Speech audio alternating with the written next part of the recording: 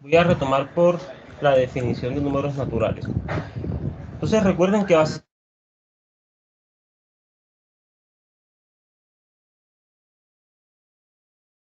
conjunto vacío le llamamos cero. Y al singulete del conjunto vacío, que ya nosotros sabemos que es un conjunto, le hayamos llamado el número 1.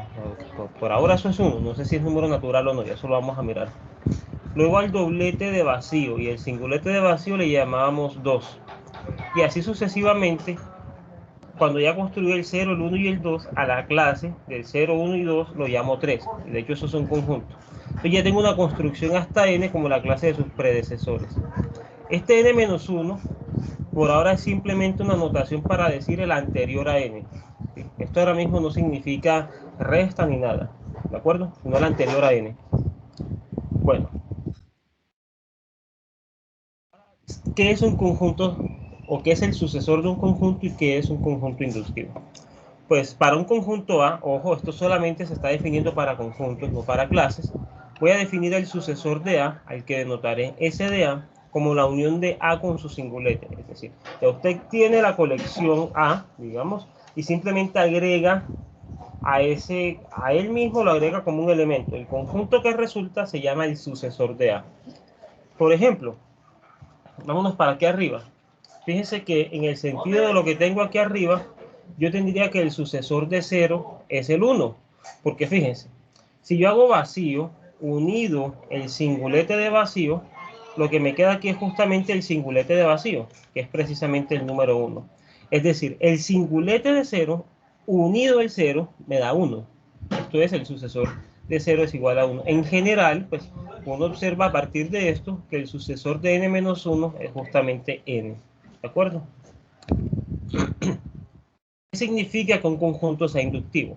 Un conjunto va a ser inductivo si es cerrado bajo tomar sucesor y además contiene al vacío pues, como elemento. En otras palabras, A es inductivo si el vacío es un elemento de A y cada vez que toma un elemento en A, su sucesor también está en A. Y esto se puede definir por medio de esta notación de acá. Para ahora en adelante, ind de n significa que n es un conjunto inductivo. Algunos textos van a utilizar A más en lugar de sucesor de A con esa S, o esta S en lugar de esta de acá. Con esto vamos a introducir el axioma del infinito, que lo que me dice es existe un conjunto inductivo. Es decir, existe un conjunto que tiene al vacío como elemento y que es cerrado bajo tomar sucesor. Ahora, en particular me está diciendo existe un conjunto infinito, porque fíjense que está diciéndome, vea, aunque no he definido formalmente qué es ser un conjunto infinito dentro de esta notación, yo sí tengo una idea en la cabeza de qué significa ser un conjunto infinito. Y es que los elementos no se le acaban. Y eso pasa acá. Fíjese, ya tiene el vacío, usted tiene el sucesor, vuelve y coge el sucesor, y por cada elemento que encuentre hay otro. O sea, no se le van a acabar los elementos. Basado en este axioma y en la definición de conjunto inductivo, vamos a decir qué significa ser un número natural o qué es un número natural, y con ello vamos a definir el conjunto de números naturales. Un conjunto n va a ser un número natural si pertenece a todo conjunto inductivo, y esto lo vamos a denotar como nat de n. En otras palabras, n es un número natural si satisface la fórmula que dice, para todo conjunto inductivo m, n es un elemento de m. En este caso, por definición de conjunto inductivo, el 0 está en todos los conjuntos inductivos, por lo tanto el 0 es un número natural. Ahora, si el 0 está en todo conjunto inductivo, puesto que los conjuntos inductivos son cerrados bajo tomar sucesor, entonces el sucesor de 0, en otras palabras, el 1, es un número natural. Y así sucesivamente, uno prueba que el sucesor de 1, que es el 2, es un número natural y en general tiene que todos estos números que definimos arriba, el 0, el 1, el 2, el 3, etcétera, son números naturales. ¿Qué falta ver? Que ellos son los únicos números naturales, es decir, que son los números naturales. Y eso es lo que vamos a probar en el siguiente teorema. Vamos a probar que en efecto existe un conjunto que contiene todos los números naturales. Es decir, vamos a mostrar que esta fórmula es válida. Existe un omega tal que los elementos de omega son exactamente aquellos números naturales. ¿Cómo lo vamos a hacer? Considere A cualquier conjunto inductivo y sea omega el conjunto de aquellos elementos de A que están en todos los conjuntos inductivos, ¿sí? Entonces, el conjunto de los elementos que están en todo conjunto inductivo es justamente los números naturales. Este conjunto existe por el axioma de comprensión. Recuerden que el axioma de comprensión me dice que usted tiene un conjunto y una propiedad, entonces existe la clase de aquellos elementos que cumplen esa propiedad y elementos de la clase que le están dando. Ahora, ya tengo que es una clase. ¿Por qué es un conjunto? Porque por hipótesis A es conjunto y por axioma de subconjunto cualquier subclase de A en efecto es un conjunto. Listo. Hasta ahí llevo que existe esto. Hay que ver que en efecto esto es inductivo. Ahora, para ver que es inductivo, es claro que el vacío pertenece ahí. ¿Sí? Porque el vacío está en todo conjunto inductivo, así que cumple la condición. Ahora, agarre n en omega. Entonces, como n está en omega, cumple esta fórmula. Eso quiere decir que n es un elemento de todo conjunto inductivo. Si un elemento está en un conjunto inductivo, su sucesor también está en el conjunto inductivo, puesto que en este caso voy a tener el sucesor de n está en todo conjunto inductivo. Conclusión, omega es inductivo. Pero fíjense que omega está contenido en cualquier conjunto inductivo. Entonces él va a ser el menor conjunto inductivo. Entonces, ¿qué está pasando acá? Omega es el conjunto de los números naturales. Es el conjunto más pequeño que contiene todos los números naturales. Listo. Esa sería la conclusión del teorema y su demostración. ¿Alguna pregunta hasta allí?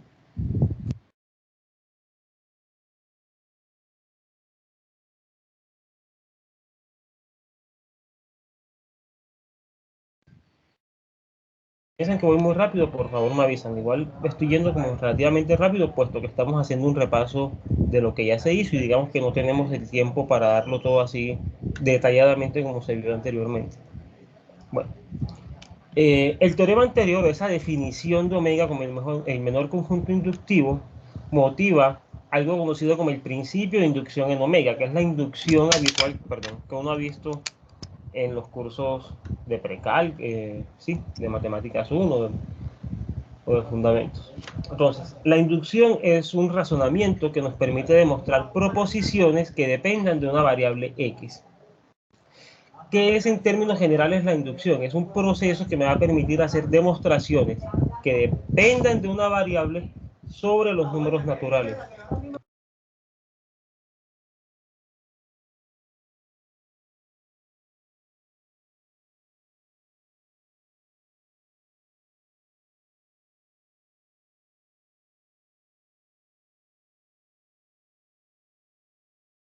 Esperen un momento, que aquí al lado un perro mordió a un niñito y están peleando.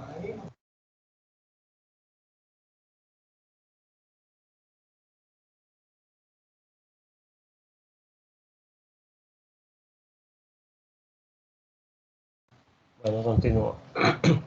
Pues, ¿cómo se hace esa prueba? A uno habitualmente le enseñaron lo siguiente. Vean, si yo quiero probar que una condición se cumple para todos los números naturales, o un conjunto de números es igual al conjunto de los números naturales, pruebo lo siguiente. Pruebo que tiene el 0, pruebo que si tiene un número, entonces tiene a su sucesor. Y uno con eso concluía que es igual a los números naturales, ¿cierto? Eso es justamente lo que se trata la inducción acá. Esa afirmación de que omega es el menor conjunto inductivo es lo que se traduce en el principio de inducción. Porque fíjense, me está diciendo todo subconjunto inductivo de los números naturales es igual a los números naturales. Es decir, cualquier conjunto de números naturales que cumpla las condiciones para ser inductivo tiene que ser igual a los números naturales. Y es que, claro, este señor omega lo definí como el menor conjunto inductivo. ¿De acuerdo? Entonces, ¿cómo se aplica el método de inducción? ¿O cómo aplico esa inducción para hacer demostraciones sobre los números naturales? Primero que todo, definimos un conjunto al que llamamos T, que son aquellos números naturales que cumplen la condición. Entonces, primero, pruebo que el 0 cumple la condición, es decir, pruebo que el 0 pertenece a T. Y segundo, pruebo que la fórmula para todo n, phi de n implica phi del sucesor de n, cumple la condición. ¿Qué es lo que estoy diciendo acá? Estoy diciendo, vea, voy a probar que el 0 cumple la condición y que siempre que n cumple la condición, su sucesor también la cumple. En otras palabras, uno prueba que el 0 está en el conjunto y que siempre que n está en el conjunto, el sucesor de n también está en el conjunto. Así es que se prueba algo por inducción. Bueno, aquí teníamos este ejercicio que había mencionado, que se trata de probar que esta fórmula es válida en los números naturales. Es decir, que siempre que yo tomo un número natural, o ese número es cero, o es el sucesor de algún otro número natural. ¿Sí? En otras palabras, vamos a probar que todo número natural distinto de cero es el sucesor de otro número natural. Sugerencia: aplique inducción matemática. ¿De acuerdo?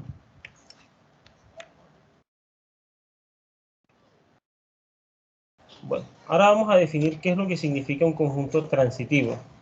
Un conjunto se va a decir que es transitivo si todo elemento suyo está contenido en él.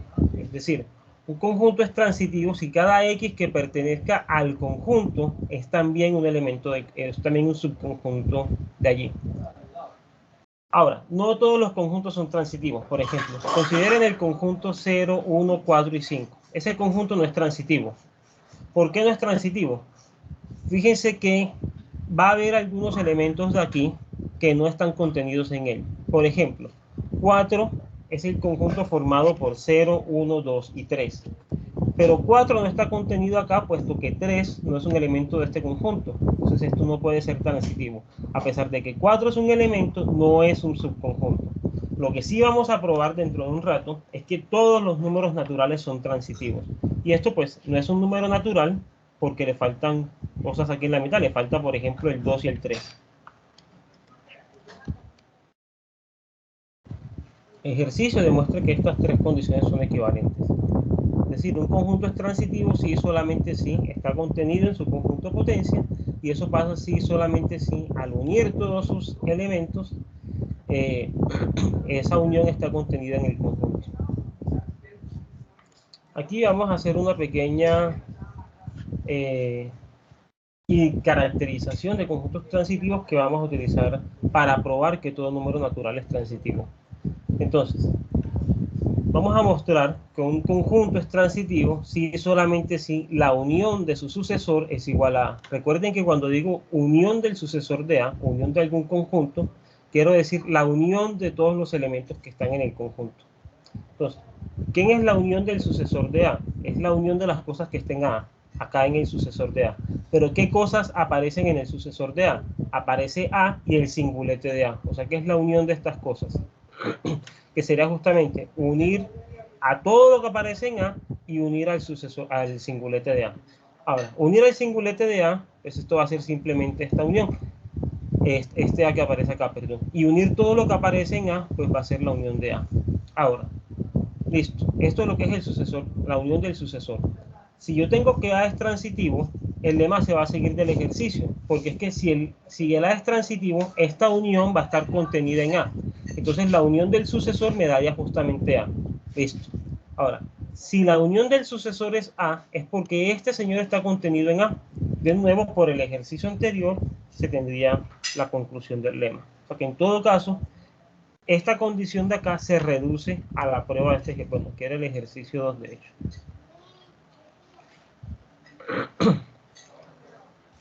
Listo. Ahora vamos a pasar a probar que todo número natural es transitivo. Vamos a hacer una prueba por inducción.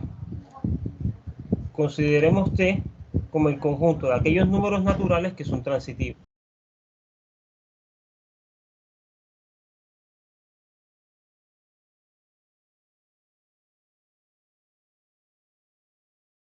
Simplemente el método que describí hace un momento.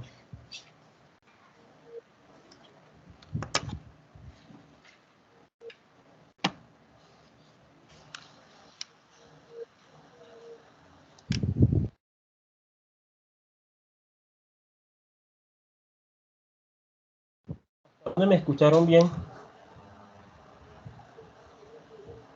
Porque acá se me pausó la llamada, me salió en espera.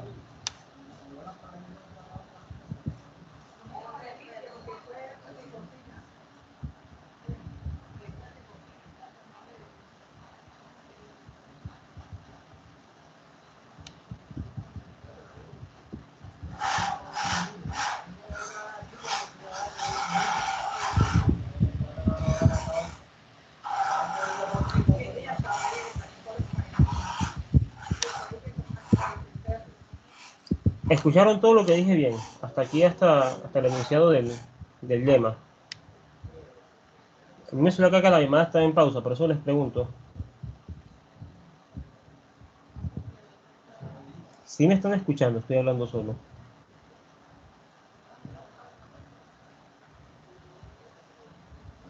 Listo.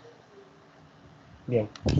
Entonces, vamos a probar que todo número natural es transitivo. Tomo T como el conjunto de números naturales transitivos y voy a probar que es igual a omega. Para ello debo mostrar que es inductivo, puesto que todo subconjunto inductivo de omega es igual a omega. Entonces, si yo pruebo que es inductivo, ya tengo mi conclusión. En efecto, note que el vacío es un conjunto transitivo. Eso es trivial de probar, porque como no tiene elementos, entonces por vacuidad se cumple la condición. Ahora, supongamos que n es transitivo. Si n es transitivo, vamos a probar que su sucesor es transitivo. ¿Cómo pruebo esto? Considere x un elemento de m. Debo probar que... A ver, déjame un segundo, yo no ubico. Voy a probar que el sucesor es transitivo. Entonces, ¿qué debo probar? Debo probar que todo elemento del sucesor está contenido en el sucesor. Ahora, agarro un x en m, donde m es un elemento del sucesor. ¿Qué debo hacer? Como quiero probar que m está contenido acá, debo probar que este x es un elemento del sucesor. Ahora, como x está en m y m está en s, yo tengo las siguientes posibilidades. M es un elemento de n unión el singulete de n. Entonces, o está aquí o está acá. Si está en el singulete es porque es igual a m. Pero entonces, si es igual a n, si m es igual a n, entonces x también es un elemento de n, puesto que x lo agarré en m. Como n y m son iguales, pues también va a ser un elemento de allí. Y por hipótesis, n es transitivo, así que automáticamente x estará en el sucesor. Y de hecho ya eso se tendría con el supuesto, bueno, con la hipótesis de que el sucesor es igual a n unido el singulete de n. Con esta definición ya yo tengo que n está contenido en el sucesor, y puesto que x está en n, listo, x está en el sucesor, así que ya estará probado. Ahora, si no es que está en este singulete, sino aquí en n, me quedaría esto. Y en ese caso, ¿qué sucede? X está en m y m en n. Pero resulta que n es transitivo. Entonces, esa transitividad me estará diciendo automáticamente que m está contenido en n. Como m está contenido en n y x es un elemento de m, pues me queda que x está en n. En todo caso, como x está en n y n está contenido en el sucesor, x es un elemento del sucesor. En otras palabras, el sucesor de n es transitivo. Entonces, si un elemento está en T, también lo está su sucesor. Y además el vacío está en T. Conclusión, T es inductivo. Puesto que T es inductivo y está contenido en omega, debe ser igual a omega. En otras palabras, todos los números naturales cumplen la condición de ser transitivos.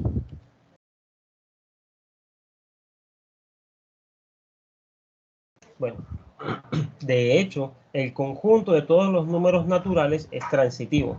En otras palabras, todo elemento de un número natural es un número natural. Es este lema 3 que tenemos por acá. ¿Cómo probamos eso? Considera el conjunto T de todos aquellos números naturales que son subconjuntos de omega. Si probamos que él es inductivo, la prueba estaría terminada. Estamos reducidos a probar que es inductivo. Vacío es un elemento de omega, claro, vacío es un número natural y vacío está contenido en todas partes, en particular está contenido en omega. Entonces, vacío es un número natural que está contenido en los números naturales. En efecto, es un elemento de T. Ya tengo el paso base. Ahora voy a suponer que n es un conjunto, es un subconjunto de omega y voy a probar que el sucesor de n es un subconjunto de omega. Ahora, n ya sabemos que es la clase de sus predecesores, así que agarremos un n en T. N va a estar contenido en omega porque esa es la condición que define los elementos de T. Pero ¿quién es el sucesor de n? Simplemente a este señor pegarle el singulete de n, o sea, llegar hasta n. Es claro entonces que esto va a ser un elemento de los números naturales y está contenido en los números naturales. ¿Por qué? Porque yo agarré a n contenido en los naturales y el singulete de n es un número natural, por lo tanto, perdón, el singulete de n está formado por un número natural, que va a estar contenido en omega también. Cuando haga la unión de dos cosas que están contenidas en omega, va a estar contenida en omega. Así que el sucesor estará contenido en omega. En otras palabras, el sucesor de n es un número natural que está contenido en omega. Esto es un elemento de T, por lo cual T es inductivo. Esto es, todos los números naturales están contenidos en el conjunto de los números naturales. Así que esta fórmula de aquí se cumple, dando pie a la afirmación de que el conjunto omega es transitivo. ¿Alguna pregunta? Si piensan que voy muy rápido, por favor me avisan. Si quieren pausar en algo o quieren que les enfatice algo. Bien. Como ejercicio tengan estos de acá. Van a demostrar que ningún número natural está contenido en algún elemento suyo. Y por lo tanto ningún número natural va a ser elemento del mismo. Es decir, van a mostrar estas dos condiciones. Van a probar también que si dos números naturales tienen el mismo sucesor, entonces son iguales.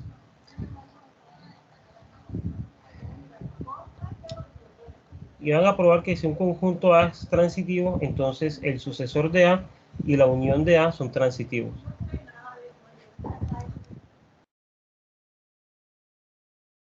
Vamos a continuar con el teorema de recursión finita. Entonces, ¿qué es la recursión finita? ¿Para qué se utiliza la recursión? La recursión se utiliza como una herramienta para hacer definiciones acerca de los números naturales, o que dependen en algún momento de los números naturales. Ahí también pueden incidir otras cosas. Entonces voy a hacer una discusión acá, que está basada en el libro de Pinter. Yo se la estoy presentando en pantallas. Piensen que cuando uno va a definir la exponenciación en aritmética, o de hecho en los números reales, ¿qué hace uno? Uno dice, vea, la exponenciación, si bien se puede definir para complejos, reales y un montón de números, los exponentes uno los toma en los números naturales. Entonces uno empieza a definirla con dos reglas. Uno dice, vea, exponenciar por 0, voy a poner que siempre me dé 1. Y exponenciar por n más 1, que todavía ni siquiera sé quién es n más 1, ya vamos a ver quién es. Eso va a ser exponenciar a n y multiplicarle la. Esto es lo que le dicen a uno por lo general. O sea, si usted sabe quién es el del 0, yo le digo qué pasa para los demás a partir del n. Porque fíjese, yo a partir de estas dos reglas sé quién es a a la n para todo n. ¿Por qué? Porque a a la 1 va a ser ¿quién? A a la 0 más 1. Y según esta reglita de aquí, eso va a ser a a la 0 por a. Y esto va a ser 1 por a igual a a. Ah, ya sé quién es a a la 1. A a la 2 es igual a a la 1 más 1. O sea que esto es a a la 1 por a. Y esto es, bueno, ya, dependiendo de donde esté trabajando yo, ¿cierto? Esto es, mejor dicho, a por a. Y así sucesivamente. Para cada n, el valor de a a la n queda definido a partir de estas dos reglas. A partir de saber qué hago con el 0 y qué hago con el n más 1. A partir de lo que ya sé con n. Pues bien, ese tipo de definiciones son muy comunes. Como les digo, aparece en la exponenciación y aparece casi siempre que tengo definiciones sobre los números naturales. Ahora, ¿cuál es la situación que está actuando detrás de eso? La situación por lo general es la siguiente. Uno tiene un conjunto A, donde quiere trabajar y tiene una función que sale de A y llega a A. Y un elemento que está fijo. Entonces, uno quiere definir una función que a un número natural le asigna un elemento de A que cumpla dos condiciones. Al 0 me lo manda para donde yo quiero, para el elemento que fijé. Y al sucesor, que es lo que entendí hace un momento como n más 1, me lo manda en la función evaluada en el anterior. ¿Qué es eso? ¿Por qué quiero decir que esto se asemeja a lo anterior? Pues fíjense, aquí yo estoy pidiendo que al 0 me lo mande para el 1 y que al sucesor me lo mande para la función aplicada pero en n. Entonces fíjense, hagamos el caso contrario. Tomemos a igual a r. O sea, cuando digo contrario es vamos a devolvernos. Partamos del hecho de que yo consigo las funciones y llegamos a las dos condiciones esas. Tomemos a igual a r. Fijemos a c igual a 1 y tomemos gamma como la función a a la n. Y f como la función x por a, donde el a está fijo. De acuerdo a esto. Entonces, si las cosas son así, ahí tengo la condición. Porque cuando yo les digo a ustedes gamma de 0 es igual a 1, lo que les estoy pidiendo es que a a la 0 sea 1. O sea que esta condición gamma de 0 igual a 1 es la condición 1 de acá arriba. Y cuando les digo que gamma del sucesor de n, entendiendo por un momento que el sucesor de n es s, es n más 1, Entonces, esto es justamente multiplicar el A por gamma, por la función aplicada en n, pero la función aplicada en n es a la n, y esa es la condición que tengo acá. Entonces, fíjense que sí es eso. En general, ¿qué es lo que necesitaría garantizar yo? Que si yo le digo a usted quién debe ser el gamma de 0 y qué debe ser esto, entonces existe la función que me cumple la condición. En otras palabras, yo debería garantizar que estas dos condiciones son suficientes para encontrar siempre el valor de mi función. Esto es que la función gamma siempre existe cumpliendo estas dos condiciones de acá. Y eso es lo que hace el teorema de la recursión finita. Él me dice, vea, si usted tiene su conjunto y fija un elemento y tiene una función de A en A, usted puede encontrar una única función que sale del conjunto de los números naturales y llega en A y cumple estas dos condiciones de acá. Más aún, si A no está en el rango de F y F es inyectiva, entonces la función gamma también es inyectiva. Vamos a ver la prueba rápidamente y luego pasamos a ver cómo es que ese teorema funciona para definir la aritmética elemental de los números naturales. No voy a entrar en detalles, voy a explicar la prueba hacia vuelo de pájaro. Ustedes pueden recurrir a la clase donde hicimos esto para que vean la prueba con detalle. Lo estoy haciendo con rapidez porque recuerden, necesito o quiero pues que me dé el tiempo para repasar todo lo que alcanzamos a hablar del segundo parcial. Entonces, lo primero que voy a hacer es construir mi función gamma. ¿Cómo la voy a construir? Voy a considerar todas las funciones parciales, es decir, todas las funciones que salen de un subconjunto de omega y llegan a A, que cumplen las condiciones que quiero. Entonces, a esas funciones les llamaré aceptables. Una función es aceptable si tiene dominio contenido en omega y codominio en A. Y cumple que al 0 lo manda en A y cumple que esta condición con respecto al sucesor. ¿De acuerdo? Entonces, uno prueba que la clase de todas esas funciones aceptables es conjunto y que además la unión es conjunto y que la unión de hecho es una función. Esa unión me da la función que yo quería. ¿De acuerdo? La unión de todas las funciones aceptables es la función gamma que estoy buscando. Entonces probamos que eso es función en efecto, que es una función aceptable, es decir, que cumple las condiciones, y probamos que es única por un argumento de inducción. Listo. Ya basados en ese teorema, podemos probar que en efecto existe la suma de números naturales. Entonces, vamos a dar una definición inductiva de adición y multiplicación de números naturales. Y luego vamos a ver algunas propiedades de eso. ¿Qué es la suma? Entonces, fíjense. Yo tengo lo siguiente. Voy a decir quién es la función, ¿de acuerdo? Y luego ustedes me van a decir por qué es que existe. Considero un m en omega. Ese señor está fijo. Y tengo una función Sm de omega en omega. Y ella va a hacer dos cosas. Al 0 me lo manda en m. Y al sucesor me lo manda en el sucesor de ese sub m de n. ¿Por qué la existencia de esta función va a estar garantizada por el teorema de recursión? Me interesa que quede claro, porque esto es un recurso que van a utilizar para algunos ejercicios.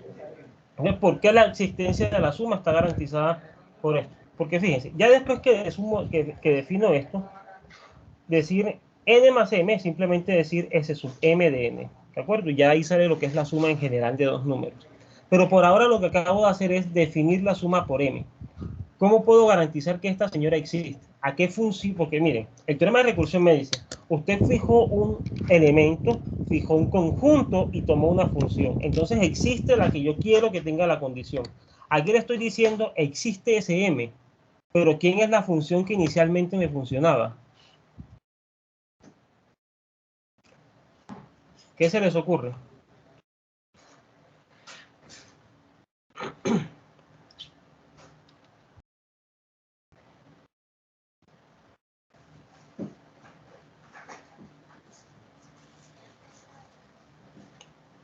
Bueno, fíjense. Tomemos A igual a omega y tomemos A igual a m. Y consideremos f de omega en omega que deba hacer algo. ¿Qué es algo que debería hacer? Pues supongamos por un momento que lo que está haciendo es mandarme a n en el sucesor de n.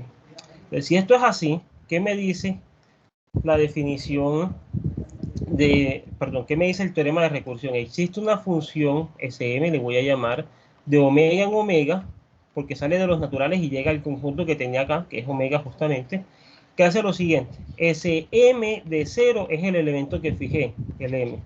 Listo, aquí está. Y Sm del sucesor de n es la función que tenía, ¿quién es? El sucesor de Sm en el anterior.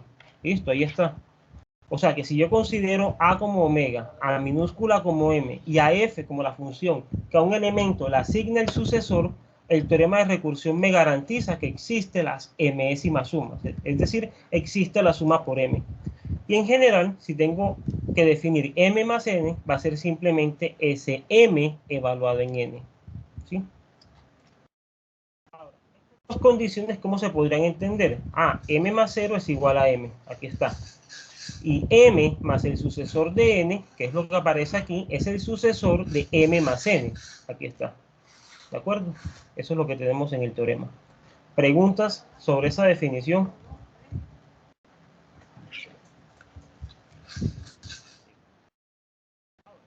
De la misma forma podemos definir el producto.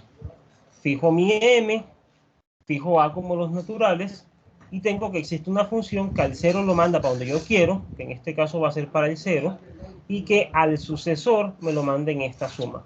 Ahora, ¿qué es la función que voy a considerar? Mi función f de ahora, de omega en omega, va a ser la suma por m.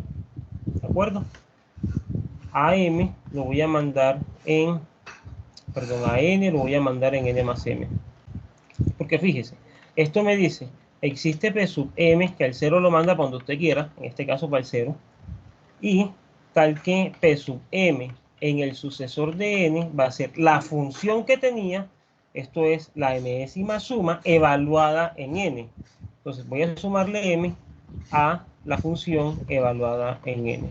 Y es lo que tengo acá. Entonces la función que debo considerar acá es la suma por m. Entonces, si quiero multiplicar m por n, simplemente lo pongo como P sub m evaluado en n. Entonces, ¿qué me está diciendo esto? Que m por 0 es igual a 0. Y que m por el sucesor de n es m por n más m. Listo. Ahora, esto va a tener más sentido cuando mencionemos que el sucesor es n más 1, porque aquí va a aparecer como una distributividad, m por n más m, ¿cierto? Ahí va a tener como más sentido la cosa. Listo, ya tenemos nuestra definición de producto. Entonces, si se fijan, en efecto, estas operaciones aritméticas, adición y producto, son debidas al hecho de que ya sé el teorema de recursión finita. El teorema de recursión finita me dice existe la suma y existe el producto. Ahora, noten que yo no estoy definiendo una sola función para la suma. Yo definí infinitas funciones, una para cada número natural. Y luego, con todas esas, fijé una regla que me permita hacer la suma de cualquier par de números naturales. Y lo mismo hice con el producto. Bueno, y se muestra que el sucesor de n es 1 más n. Utiliza inducción. Además, deme una demostración de que 1 más 1 es igual a 2. Esto nada más es como por molestarles la vida, pero hagámoslo mejor acá. Demostremos que 1 más 1 es igual a 2. ¿Cómo hacemos eso? Y cuando les digo molestarles la vida no es por amargarlos, como por ponerlos a hacerse la pregunta de cómo probar algo que uno siempre da por hecho. ¿Cómo probamos que 1 más 1 es igual a 2?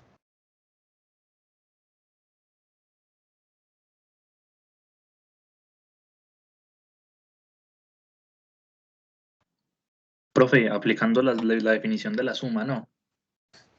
Esto sería S1 de 1. Y ahora,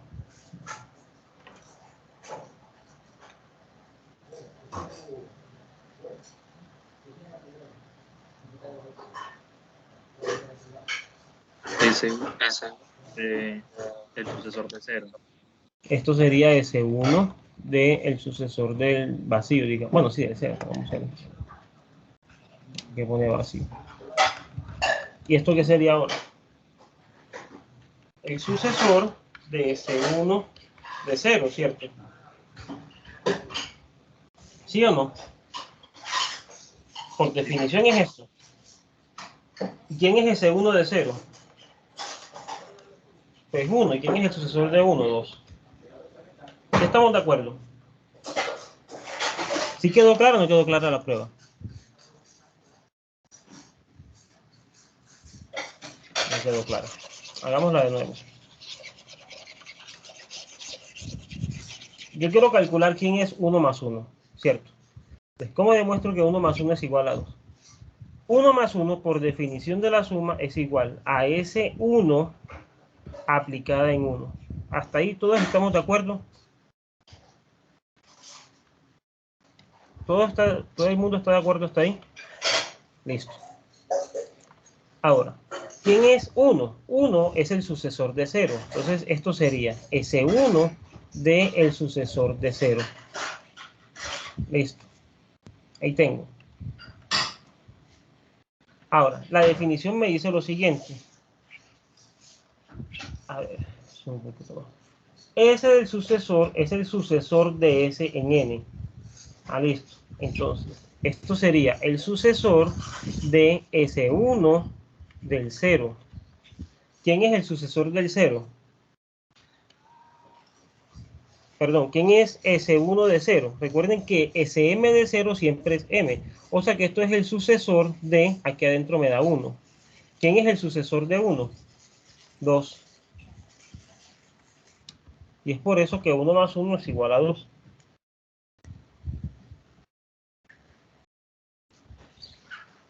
¿Quedó claro?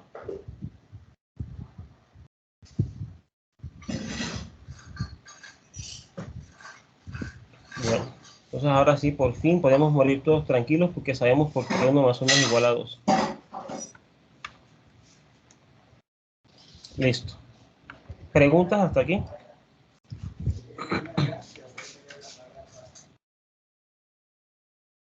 Dígame si preguntas porque voy a pasar a los axiomas de Peano y un montón de demostraciones pues que son directas de la definición, pero que van a ser bastante, pues vamos a hacer un montón de cuentas, quiero decir. Entonces sería bueno que todo esté claro antes de pasar a hacer las cuentas para que pues no vayan a tener dificultad con eso. Cuénteme si está claro o no está claro.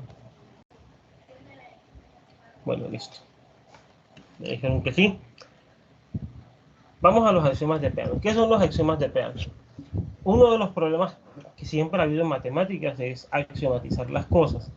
O mejor dicho, hallar y axiomatizar. ¿Por qué? Porque uno quiere encontrar una descripción o una manera de poder describir el comportamiento de un conjunto de números a través de unas reglas que estén fijas y de las que uno esté seguro que o puede probar todo lo que sea cierto y puede refutar todo lo que no sea cierto. Y que además esas reglas no sean contradictorias entre sí. Entonces, en este sentido, Giuseppe Peano se inventó una lista de 9 axiomas de segundo orden que describía esto. Entonces, inicialmente había una lista de axiomas que decía lo que está en pantalla. Primero, 0 es un número natural. Segundo, el sucesor de un número natural es un número natural. 0 no es el sucesor de ningún número natural. Si dos números son iguales, entonces, perdón, si dos números naturales tienen igual sucesor, entonces son iguales. Un esquema de inducción que para cada fórmula me decía, vea, si la fórmula se cumple para el 0 y siempre que sea cierta para x se cumple para el sucesor de x, entonces se cumple para todo el mundo. Otro axioma que me decía que x más 0 siempre es x, donde x es cualquier número natural, y que x más el sucesor de y es el sucesor de x más y, que x por 0 es igual a 0, y que x por el sucesor de y es igual a x por y más x. Fíjense que de lo que aparece acá, nosotros ya sabemos esto, ya sabemos esto, ya sabemos esto por un ejercicio que les dejé, ya sabemos esto por un ejercicio. Esto lo podemos reescribir en estos términos a partir de la inducción que ya conocemos. Esto lo sabemos por definición de la suma, esto no lo sabemos todavía. Esto lo sabemos por definición del producto y esto lo sabemos por definición del producto. O sea que de alguna manera los axiomas de Peano ya están formalizados y demostrados dentro de la formalización y definiciones que hicimos para decir qué es lo que significa un número natural. El asunto es que no siempre a uno le interesa trabajar con axiomas de Peano en ese lenguaje de natural y sucesor y no sé qué. No lo que habitualmente pasa en un curso de teoría de números de pregrado y en todas partes es que uno habla de suma, producto, habla de división y módulo y todo, pero se olvida de eso de sucesor y se olvida de muchas cosas, pero incluye una relación de orden para los números naturales. Entonces queremos una formalización de esos axiomas dentro de este lenguaje que tenga suma, producto, 0, 1 y una relación de orden. Para eso, entonces, utilizamos esta lista de 16 axiomas que me dicen. La suma es asociativa, el producto es asociativo, el 0 es neutro para la suma, el 1 es neutro para el producto, la multiplicación es distributiva respecto a la suma, cualquier par de elementos son comparables, esa relación en efecto es una relación de orden, o sea, reflexiva, antisimétrica y transitiva. 0 es el menor elemento. Siempre que yo tenga un elemento existe uno que viene después, es decir, un número mayor que él y distinto.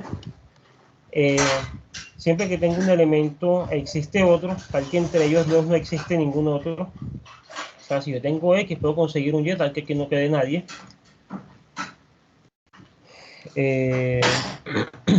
Déjenme ver qué dice este. Si X es distinto de 0, entonces existe un elemento más pequeño que X, tal que entre ellos tampoco hay nadie. O sea, me está diciendo que este Y lo puedo tomar aquí.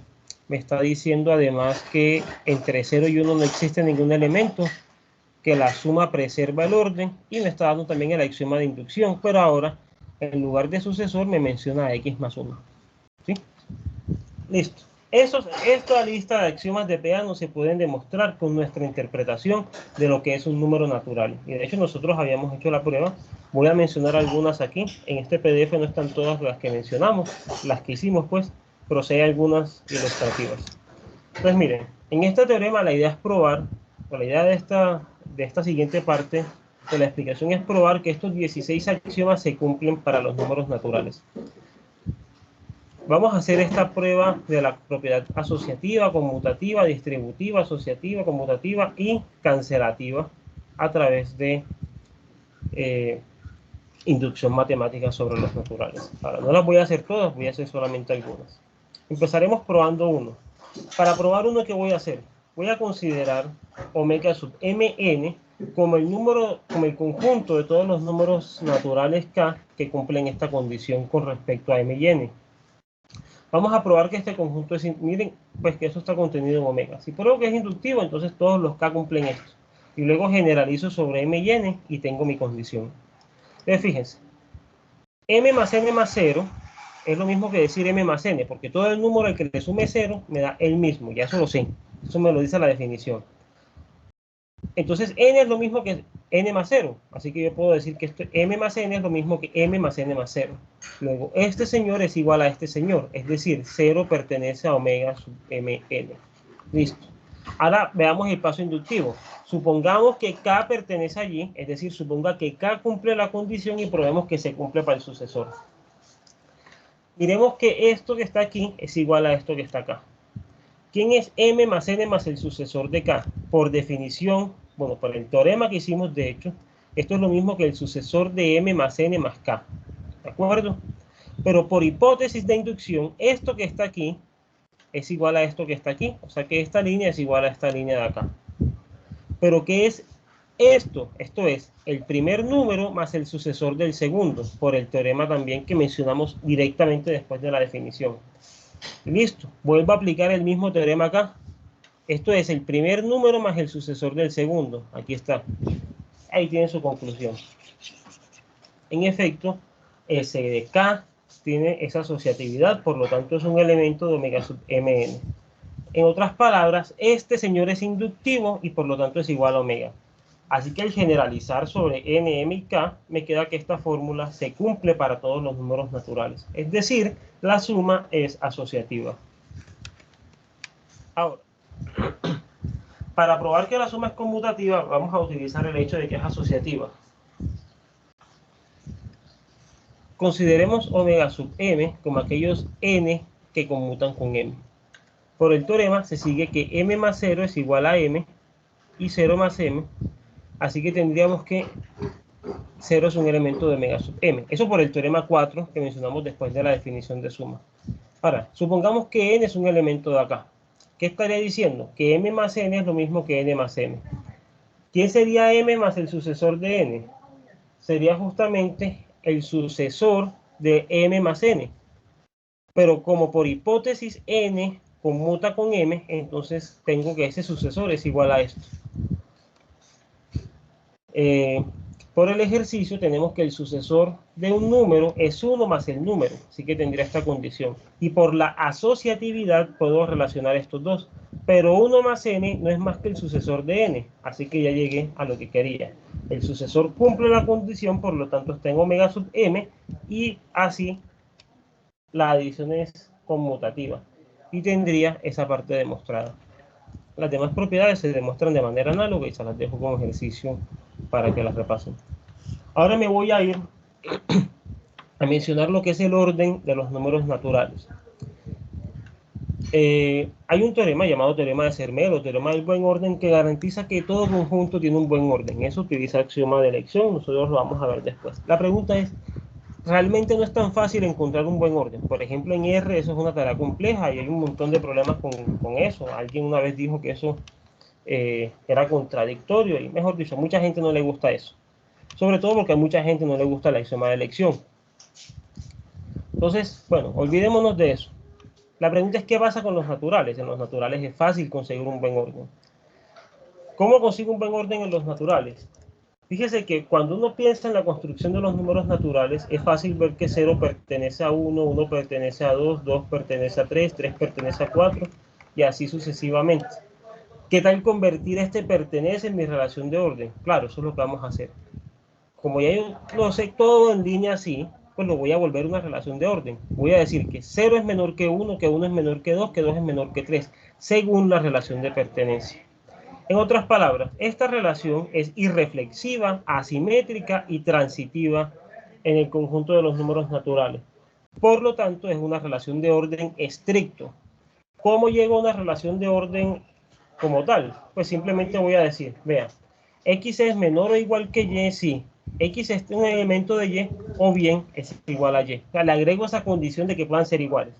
Así que tendré una relación reflexiva, porque ahora tengo la posibilidad de que sean iguales, antisimétrica y transitiva.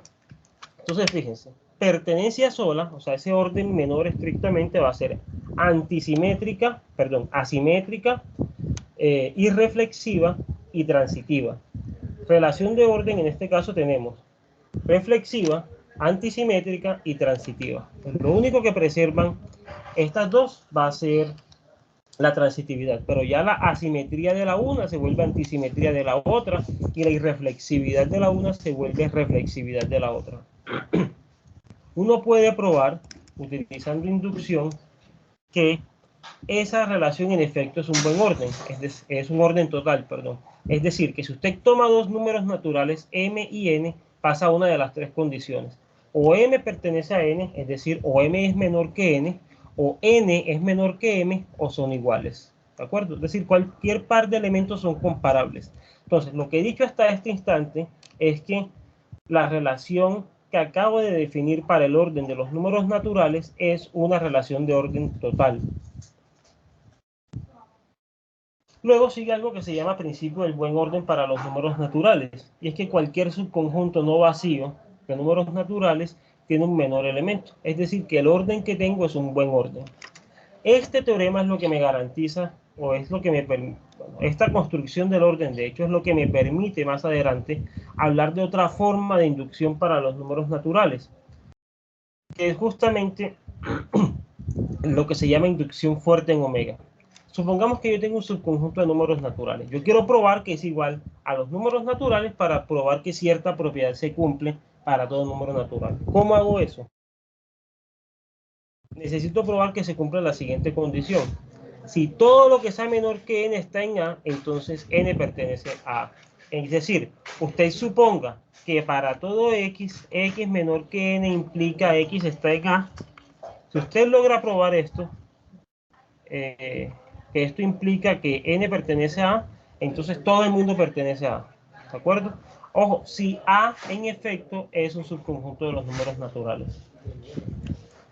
Pero bueno, de hecho esta es la forma de inducción que nosotros menos vamos a utilizar. Bueno, antes de mencionar estos isomorfismos entre clases bien ordenadas, por favor, confírmenme de nuevo si todo está quedando claro hasta ahora.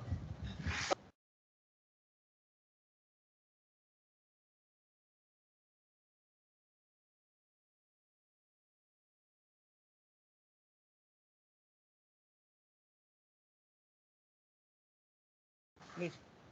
Entonces, ¿por qué voy a hablar de isomorfismos entre clases bien ordenadas? Porque necesito o quiero hablar de isomorfismos de los números naturales. Entonces, recuerden que isomorfismo es una función biyectiva creciente entre clases parcialmente ordenadas. Ahora voy a ver qué son los isomorfismos de clases bien ordenadas. ¿Qué propiedades tienen para traducir esas propiedades en términos de propiedades de isomorfismo de los números naturales? ¿De acuerdo? Sobre todo, me interesa hablar de lo que es una clasificación 2 a 2 de clases bien ordenadas. Entonces, consideremos a cualquier clase bien ordenada. Y lo hago con clases bien ordenadas porque ya sé que omega es bien ordenada, ¿sí? Entonces, supongamos que F es un isomorfismo de A, en una subclase de A. Entonces se cumple lo siguiente. X es menor que F de X para todo X que pertenece a A. Como los naturales son bien ordenados, entonces en particular pasa lo siguiente. Si yo tengo un isomorfismo que sale de los naturales y llega a un subconjunto de los naturales, entonces n siempre es más pequeño que su imagen. ¿De acuerdo? No puede pasar, por ejemplo, que yo tengo un isomorfismo y f de 0 es mayor que 1. Esas cosas no van a pasar. Perdón. Y f de 0 sea menor que 0. Este tipo de cosas no van a pasar. No van a quedar siendo decrecientes. Listo. Uno también puede probar que n es igual a su segmento inicial. Y la pregunta ahora es la siguiente. ¿Será que yo puedo encontrar un isomorfismo que vaya desde el conjunto de números naturales hasta un segmento inicial? La respuesta es no. En particular, no va a haber ningún isomorfismo que vaya desde los números naturales hasta un número natural. ¿Por qué? Porque es que en el siguiente teorema tenemos la condición que se sigue. Sea A una clase bien ordenada. Entonces no hay ningún isomorfismo de A en una subclase de un segmento inicial de A. Ahora, prueba, supongamos que sí lo hay. Sea F un tal isomorfismo, donde B está contenido en un segmento inicial. En particular, yo tengo que B está contenido en A, así que por el teorema anterior, A es menor o igual que F de A. Es decir, como A es menor o igual que F de A no es estrictamente menor que A y por lo menos no está en el segmento inicial de A. Pero ¿cómo va a ser eso posible si es que F es una función cuyo codominio es un subconjunto de este segmento inicial? Ah, eso es contradictorio. Luego el isomorfismo no puede existir. Luego tenemos el siguiente teorema. Si tengo A y B clases bien ordenadas y A es isomorfa con un segmento inicial de B, entonces B no es isomorfa con ninguna subclase de A. Es decir, si usted logró meter a A dentro de B, usted no puede meter a B dentro de A. ¿De acuerdo? Bueno, si la metió haciendo un segmento inicial, si la metió en forma de segmento inicial. Y para terminar esa clase, esa parte, tenemos el siguiente teorema. Siempre que usted me dé dos clases bien ordenadas, una de las tres siguientes condiciones se cumple. O son isomorfas, o A es isomorfa con un segmento inicial de B, o B es isomorfa con un segmento inicial de A. ¿De acuerdo? No vamos a entrar en la demostración de nuevo. Y en su lugar, bueno, esto no lo voy a mencionar, y esto lo mencionamos nosotros, y no es importante ahora. Vamos a hacer un pequeño repaso sobre números enteros y luego nos pasamos ya a hacer algunos ejercicios sobre esos dos temas.